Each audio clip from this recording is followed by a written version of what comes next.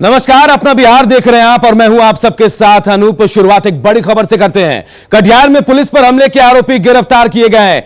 एक महिला और एक पुरुष की गिरफ्तारी हुई है। बारसोई के रघुनाथपुर में हमला हुआ था। शराबियों को पकड़ने गई थी पुलिस की टीम। हमले के बाद शराबियों को छुड़ाकर भी भीड़ अपने साथ ले गई।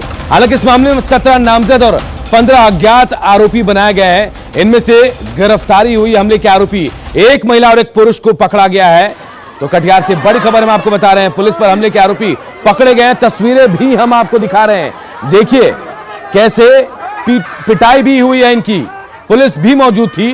बारसोई के रघुनाथपुर में हमला हुआ था और यहां शराब के जो कारोबारी हैं उनको पकड़ने गई थी पुलिस, शराबियों को, और पुलिस पर हमले के आरोपी को पकड़ लिया गया है। देखिए तस्वीरें हम आपको दिखा रहे हैं। एक महिला और एक पुरुष गिरफ्तार किए गए हैं।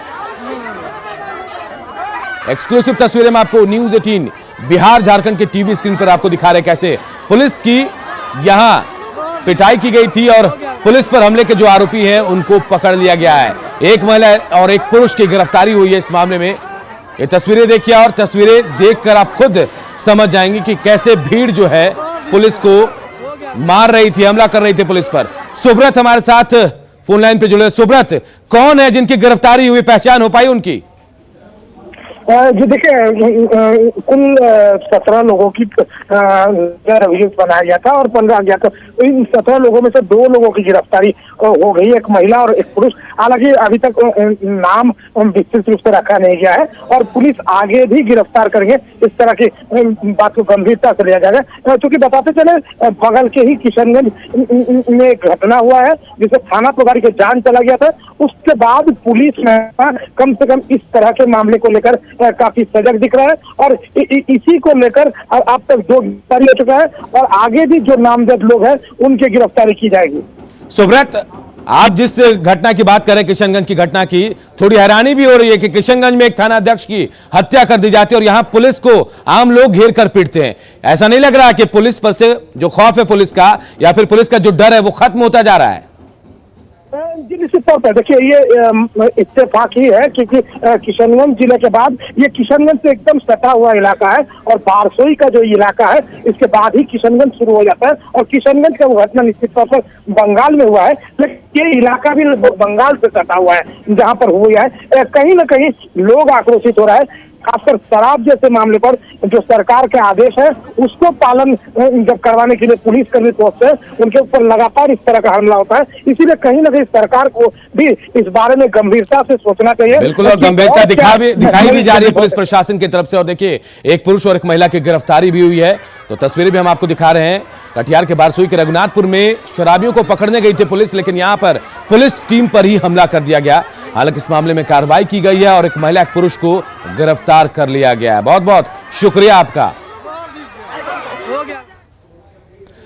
और अब बात किशनगंज की। किशनगंज थाना अध्यक्ष हत्याकांड में पुलिसकर्मियों पर भी बड़ी कार्रवाई हुई है। विभाग ने दारोगा के साथ छापेमारी में गए 7 पुलिसकर्मियों को सस्पेंड कर दिया है। इस पर काम के दौरान लापरवाही का आरोप लगा है।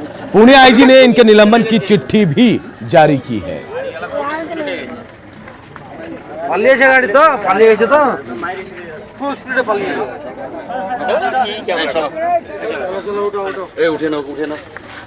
कल की जो दुखद घटना हुई थी जिसमें थानाध्यक्ष की हत्या हो गई थी, वहाँ पर उसमें हम लोगों ने प्रथम दृष्टया पाया है कि जो टीम गई थी, टीम में फोर्स ठीक ठाक की संख्या में थे। 6 कांस्टेबल और 1 इंस्पेक्टर भी उनकी सहायता के लिए थे। वो लोग अपनी जान बचा के भाग निकले वहाँ से। इसमें लापरवाही और कर्तव्यहीनता सामने आ रही है। वो चाहते तो अपनी टीम की मदद कर सकते थे।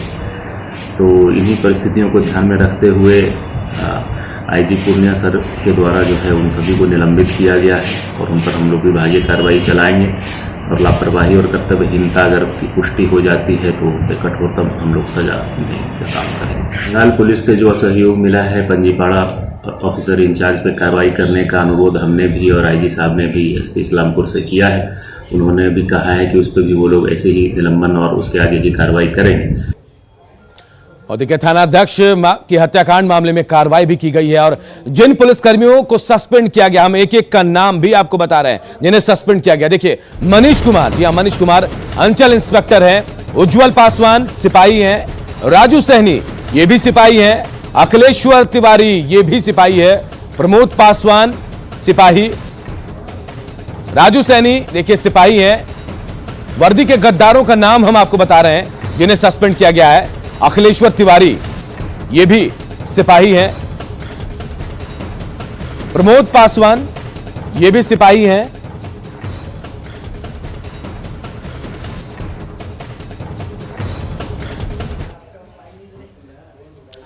और चलिए अब आपको बताते हैं कि जो सस्पेंडेड पुलिसकर्मी हैं उन पर आखिर क्या क्या आरोप लगे हैं। तो जिस संबंध में चिट्ठी जारी की गई है, सही तरीके से काम नहीं करने का आरोप लगा है इन 7 पुलिसकर्मियों पर।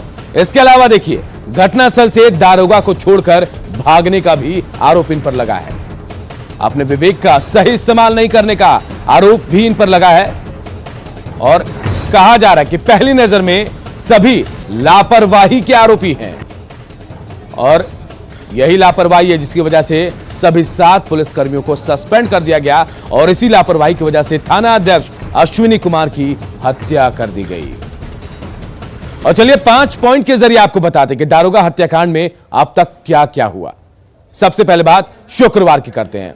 शुक्रवार रात छापेमारी के दौरान एसएचओ की हत्या हुई। जी हां, शुक्रवार की रात थी जब एसएचओ की हत्या की गई। झड़प के दौरान एसएचओ को छोड़कर भाग खड़े हुए सभी पुलिसकर्मी।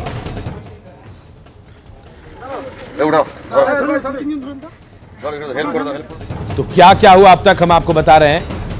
सबसे पहले शुक्रवार की बात करते हैं। शुक्रवार की रात जब एसएचओ अश्विनी कुमार की हत्या हुई, झड़प हुई थी इस दौरान और यहां से एसएचओ को छोड़कर के सभी पुलिसकर्मी भाग खड़े हुए और हत्याकांड में अब तक 5 आरोपियों की गिरफ्तारी भी हो चुकी है। लापरवाही के आरोप में 7 पुलिसकर्मी सस्पेंड भी किए गए हैं। और आज सुबह देखिए दारोगा की मां जो है उनका निधन हो गया। सदमे में उनकी जान चली गई।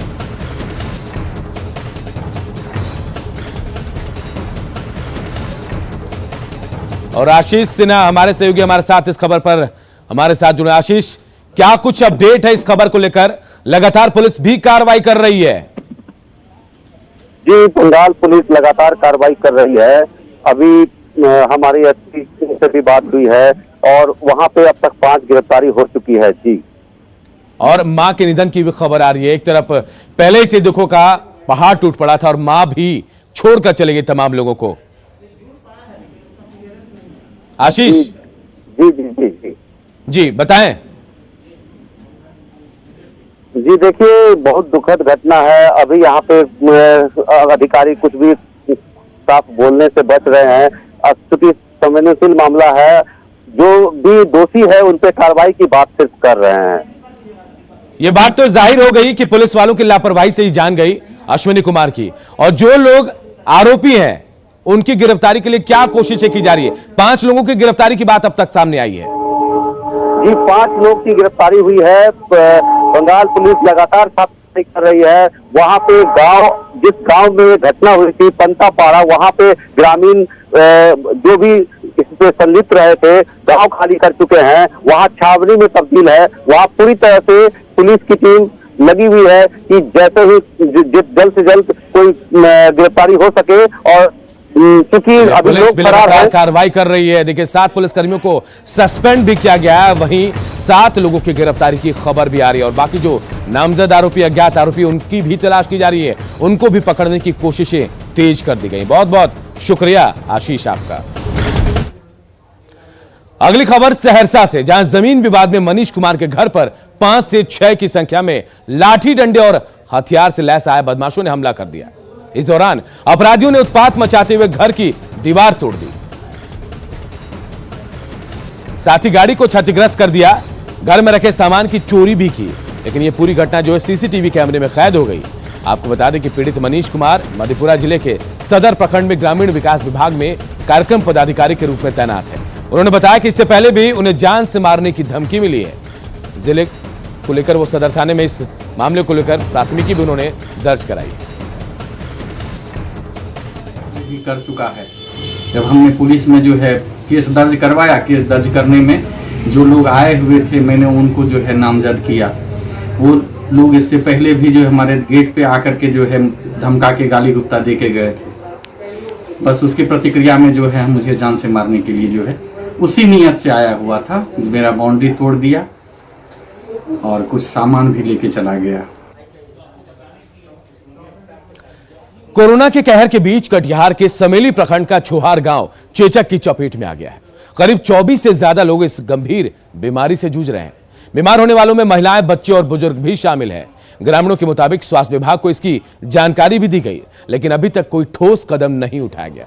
वहीं कटिहार स्वास्थ्य विभाग के एसीएमओ ने कहा कि टीम भेजी जा रही है और कारगर कदम उठाए जा रहे हैं। उन्होंने लोगों से सावधानी बरतने की अपील की है। ये छुहार पंचायत है। छुहार पंचायत के अंतर्गत वार्ड नंबर 1, 2, 3 तीनों में बहुत भारी संख्या में पेशेंट आपको मिलेगा संक्रमित। ये इतना उग्र रूप धारण कर चुका है कि एक घर में कम से कम 4-5 आदमी, अगर 10 का परिवार है तो उसमें 8 आदमी 9 आदमी संक्रमित है। ऐसा भी घर मिलेगा आपको जहां की 100% लोग संक्रमित हैं। वहाँ के प्रभारी चिकित्सा पदाधिकारी और वहाँ के बीएचएम से भी फोन से बात किए हैं और उनको आदेश दिए हैं कि अभी जाकर चौराही गांव में सभी पेशेंट का लाइन लिस्टिंग करें, सभी को सिम्टोमेटिक ट्रीटमेंट, अगर बुखार है तो पैरासीटामोल दे, बी कम्प्लेक्स की गोली एक रोज दे और घर के अगल बगल साफ सफाई रखें। पानी अगर लगता है तो उसको पानी को ख़त्म करने का अथी करें, मतलब व्यवस्था करें, और ब्लीचिंग पाउडर हो चाहे मिट्टी तेल हो वो डालें। और दूसरी बात है कि खाना जो है गरम गरम खाना खाएं, बासी खाना नहीं खाएं। और अब बात बेकाबू होते कोरोना के। बिहार में 5 दिन में कोरोना के केस में काफी तेजी आई है। पिछले 5 दिनों में 10,000 से अधिक संक्रमित मरीज मिले हैं। हम आपको ग्राफिक्स के जरिए बताते हैं। देखिए, 6 अप्रैल को 1080 मामले सामने आए, वहीं 7 अप्रैल को 1527 मामले सामने आए हैं। 8 अप्रैल को 1911 केस सामने आए। 9 अप्रैल को देखिए 2174 केस सामने आए। हम तारीख के जरिए आपको बताते जा रहे हैं कि कब कितने केस सामने आए हैं। 5 दिनों में कोरोना के केस जो है बेहद तेज गति से बढ़े हैं बिहार में। 10 अप्रैल को देखिए 3469 केस सामने आए। इस तरह कुल 5 दिनों की बात करें तो 10,161 पॉजिटिव केस सामने आए हैं। बिहार में पिछले 24 घंटे में 3,469 कोरोना के मरीज मिले हैं।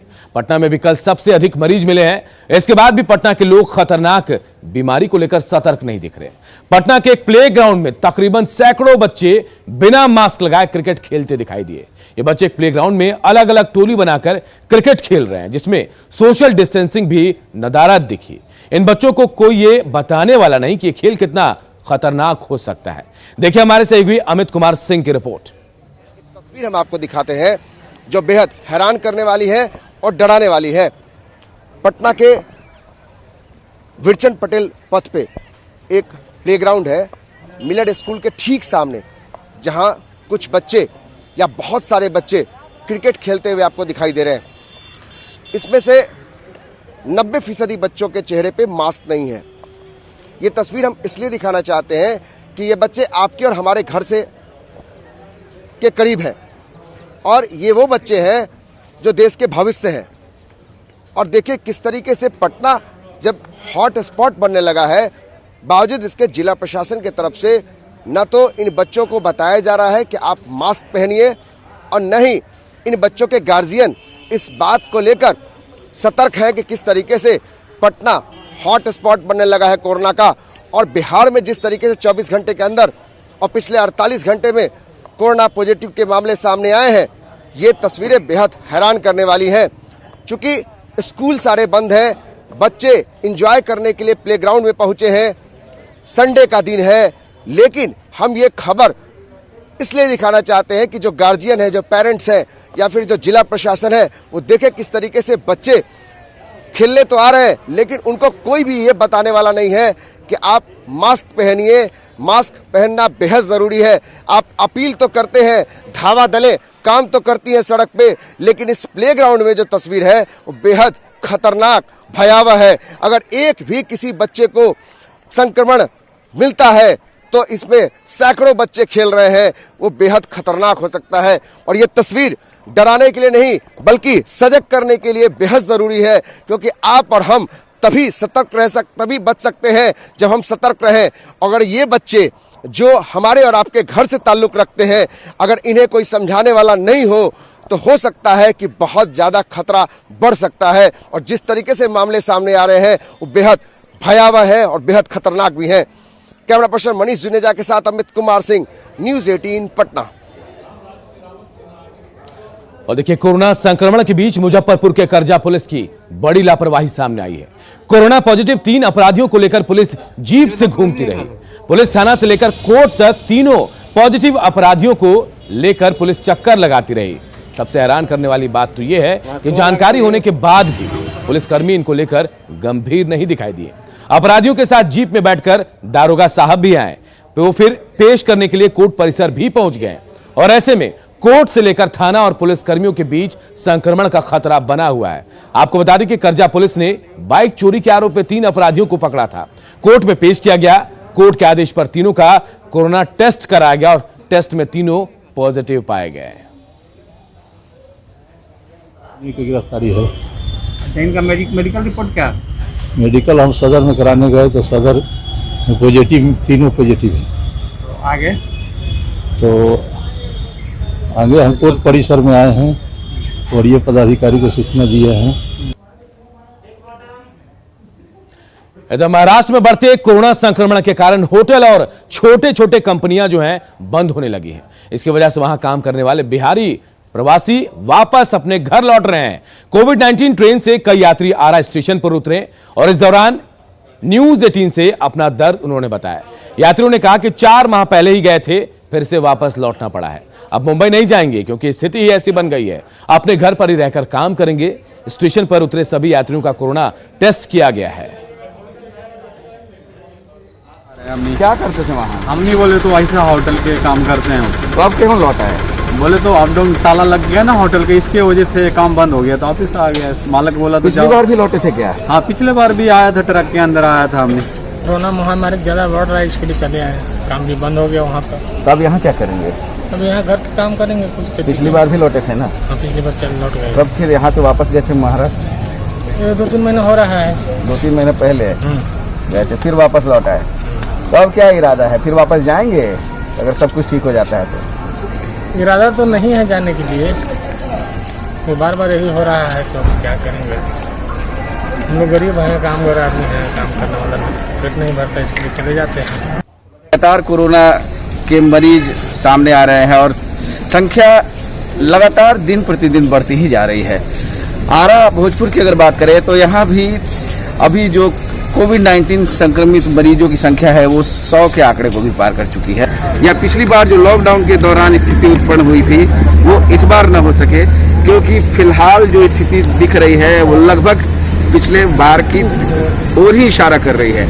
न्यूज 18 के लिए मैं हिमांशु प्रवीण, आरा रेलवे स्टेशन से।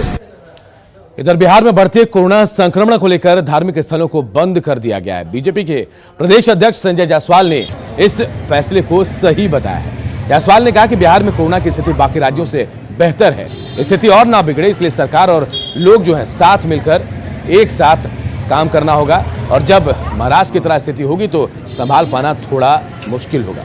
कुछ नेताओं ने धार्मिक स्थलों के बंद करने का विरोध किया था।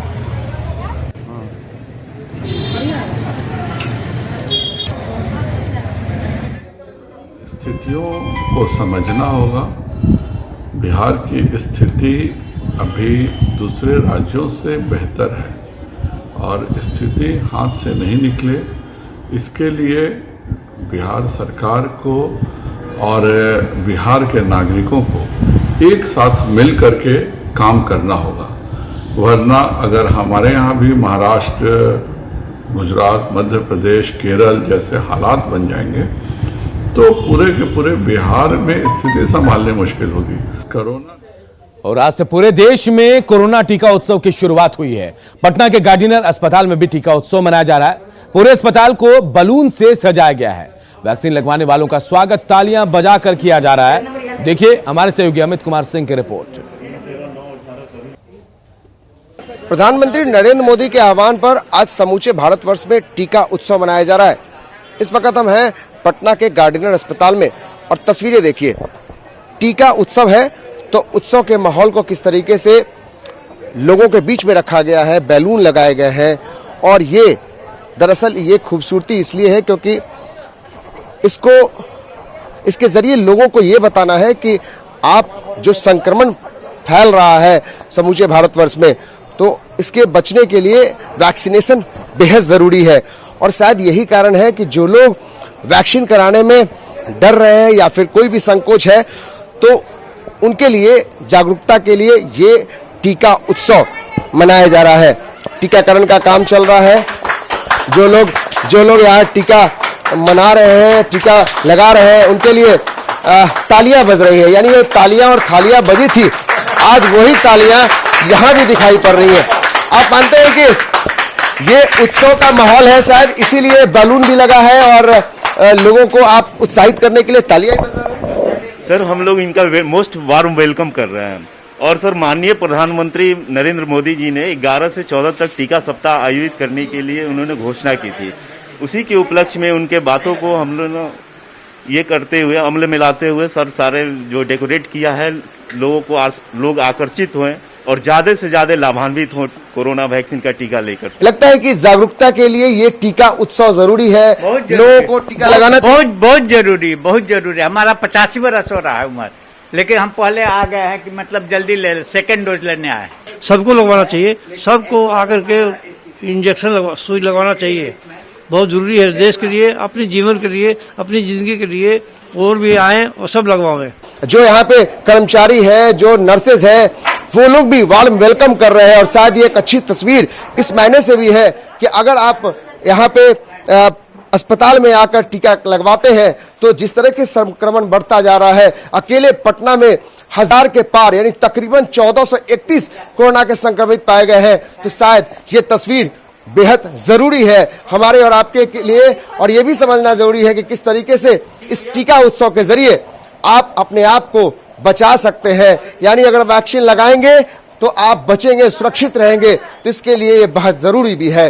कैमरा पर्सन मनीष जुनेजा के साथ अमित कुमार सिंह, न्यूज़ 18, गार्डिनर अस्पताल, पटना।